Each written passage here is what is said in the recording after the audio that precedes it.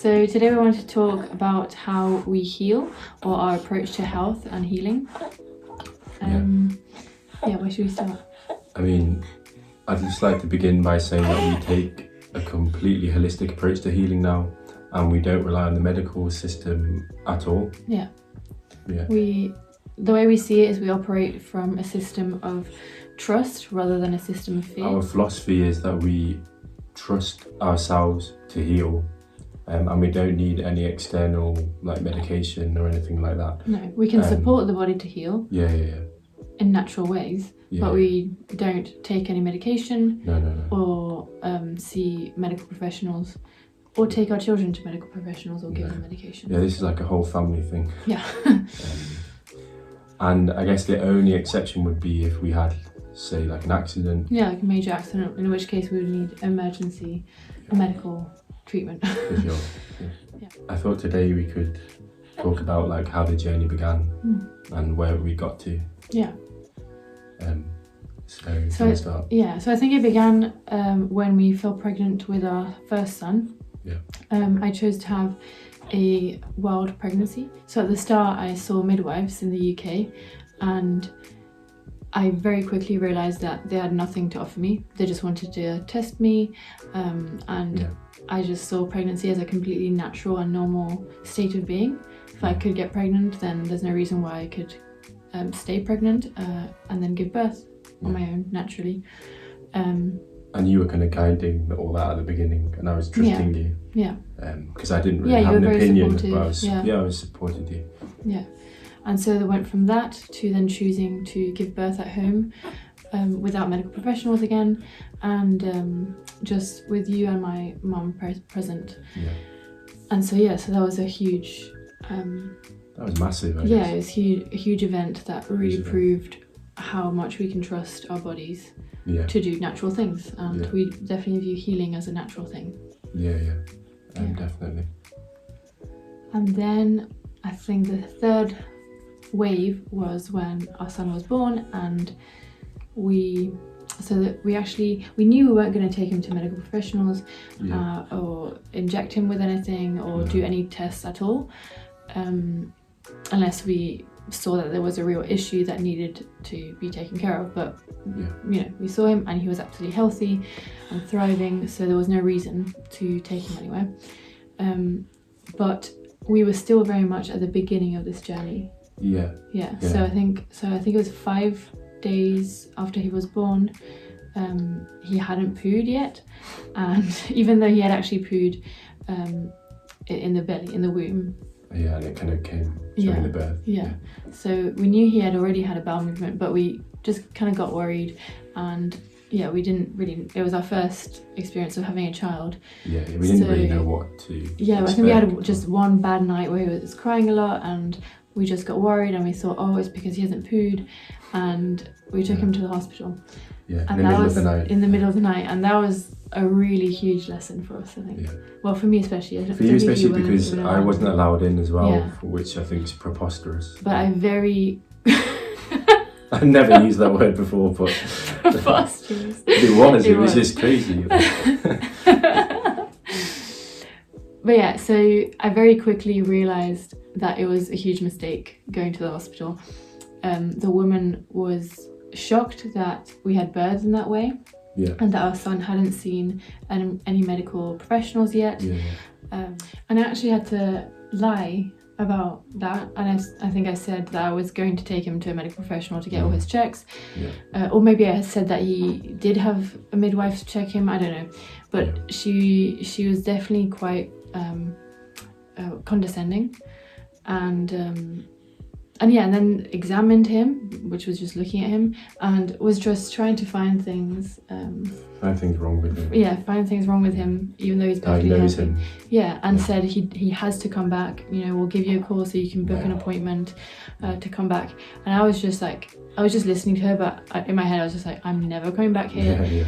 This is it. It was just such a huge lesson. The amount of fear that was there, the amount of cluelessness. So that was a big one. Big one, yeah. And then over over the months following his birth, we went to Mexico and then Bali. And whenever he got sick, we just trusted that he would heal. Yeah, we just looked after him. Yeah, we just looked after him. But I feel like we were still holding on a little bit, lacking a bit of trust. For example, the first time he got ill, I think the first time was in Bali, or was it in Mexico? No, it was in Mexico. It was in Mexico. We had bought some medication. What's it called? Like Calpol. Calpol. It's a kind of paracetamol thing, but for children or babies. Yeah, this like concoction, and I think we never used it. But we kept it. We kept it for a long time. We kept it for a very long time. It was a comfort, right? Yeah. And I think we had some family members as well, you know, had their opinion and their concerns and and told us how to look after him. So we didn't trust in ourselves as parents, trust that we had the authority, and we were just kind of just listening to the chatter and just taking in other people's opinions because they were more experienced. Yeah, we didn't feel like we had the right to have a voice. Yeah.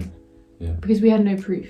Exactly, yeah. We had no proof, so it's like, It's surprising because we went through the whole free birth, just when you birthed at home, and it was just so smooth and everything was right, but there was just still some lack of trust. Because of no proof, But it changed very quickly, I think, because he was ill one time in Mexico, and that was the first time he was sick, and he was, how old was he? I think he was 7 months. 7 months, so that was a long time that he wasn't ill. And then the second time he got ill was when we arrived in Bali. And then in Bali he did get a few fevers on and off. I mean, we were there for 11 months. 11 months, so that's quite a long time. But he did get a few fevers, and every time we had more and more trust. Yeah. Interestingly as well, I got a few fevers throughout, and I remember the first fever was like matched with his, and we sort of had the same healing journey. And it was, I think I began to trust myself more, which meant that I trusted him, that he would heal. An important part of this journey that we wanted to mention is the fact that we also don't use pain relief. No. I mean, my mother would see it as suffering. We just see it as learning to be resilient and feel discomfort. And there's nothing wrong with being in discomfort. Or for children being in discomfort. We definitely, it's a hard one to trust that our children can take pain. Especially at the beginning it was. But I think it's important to afford them that trust that they can actually be in discomfort and that that's okay. Jesus fuck. Do you have to say that bit again? Or? And that it's okay. That it's okay, and that our ancestors, that our original tribal people were doing this. And so we take it back to our roots in that sense. I mean, for me it started definitely with my bleeds. I had quite painful periods. And I always used to rely on painkillers. I felt like I couldn't go through one of my bleeds without taking painkillers. And when I got my bleed again after my son was born, I think he was about 11 months, by that point I was already determined to not take painkillers, and I didn't. And I just used a hot water bottle, rest, and ate healthy, and it was quite uncomfortable. But it was okay. I really thought I couldn't survive without painkillers, but I was absolutely fine. And then every time it actually got easier. It's like my body learned to manage the pain by itself. And I think with bleeds as well, it's like a healing process, and possibly you were blocking the healing process by using the painkillers. And for me, again, I feel like you kind of guided me on this whole like trust from the beginning with birth, and then I would say it definitely evolved whilst I was in Bali. I was ill several times, just fever, that sort of thing. And usually I would take painkillers, like paracetamol, ibuprofen, but I didn't. And every time I recovered quite quickly. There was some maybe more discomfort than normal, but it just felt like afterwards that I had just shed like all this like emotion, and I just like moved forward. Yeah. And like it just really felt like it was for a reason, and I didn't want to block it. Yeah. And by not blocking it, it just felt really good afterwards. Yeah. And it felt the right thing to do during. Yeah, we've definitely noticed that if we don't take medication, we heal a lot faster. Yeah. So I had an earache when we were in Ibiza, and I was very tempted to go to the doctor at that point. But I just trusted it, and I also put like a warm hot water bottle on my ear and just like treated it with gentle care, and just really just like said to myself, like affirmed that I will trust is to heal. And it just went in like 2 days. Yeah. Yeah, we have like lots of examples of that, I think. Yeah. That's Maybe just one. We can move into what we actually do when our children are sick or when we're sick. Yeah. So our biggest way to help our body heals is heat. We use heat when we're sick. That's the biggest thing, I think. Yeah. Even when it comes to temperatures, we don't cool the body down as most people like to do. We were constantly told to bring our son's temperature down with a cool cloth and make sure he doesn't get too hot. But actually in Bali, we were told by some of the locals that they actually put on layers when they have a fever, and they also rub this oil to make the body even warmer. And that really got us thinking. So we actually just embrace the warmth and know that there's a reason for that temperature to be there, and it's to kill anything that's actually not, basically the reason that you're sick. So for sure. So if you go against that, you're going against your body healing, which doesn't make sense. So heat is a big one. I would also say a really important thing that we do is rest. Yeah, that's what I was going to say as well. Rest. I had like an emotional response recently in my back. I had really bad back pain. I couldn't walk. I just rested for 4 days. Literally in bed for 4 days. Literally in bed, nothing else but in bed, reading a book. Actually just sleeping a lot. Yeah. And I was back on my feet in 4 days and just normal again. I mean, I took it easy. Yeah. But just resting and use the heat as well. Yeah. We definitely think a lot about postpartum healing, which is something that I'm very interested about. And I've really delved into after my first birth, and use a lot of those elements in just overall healing. So like heat is a big one, rest is a big one, nourishing foods. So I mean, we'll make another video about this, but we were vegan, and then now we're not anymore. And that was also part of our healing journey. Another thing actually that we do when our children are young, like my son currently, when they're ill, we just breastfeed. Well, you do. I just breastfeed. I breastfeed, and I mean, that's it. There's nothing really. It's just simple. It's so simple. Keep them close, warmth, skin to skin, breastfeeding constantly. I rest with them, and they heal. That's what we did in Bali. We just always, when Alika had a fever, that's what we did. We just put him on our chest. We would just kind of give up our day and and breastfeed. It's magic. Magic. Much better than medication.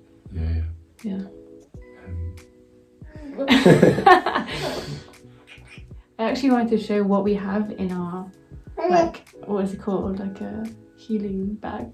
We have a healing bag? Yeah, we have a healing bag.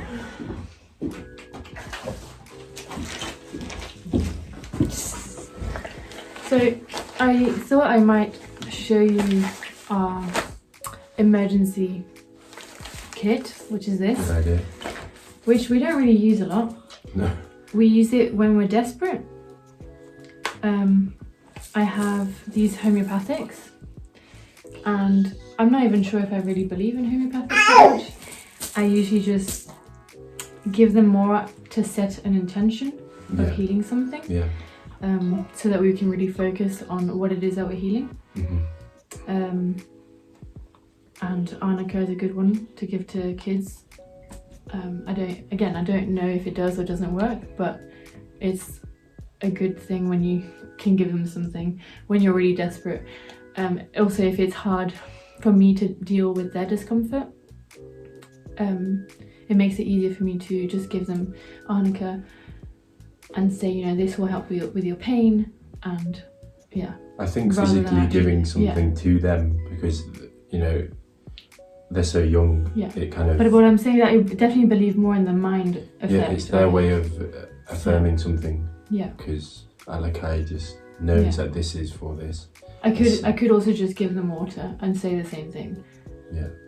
But it's just, I think the power of the mind is very strong. So that's what I use them for. And then what else do we have? We have some vapor rub, which is just 3 essential oils. Which again, I don't really use because we don't really like using essential oils. No. So again, if I'm really desperate, I have charcoal and clay, which are for diarrhea. To just help slow that down. It really helps. It helps, yeah. Again, I only use it when I'm really desperate. Yeah. And what else do I have?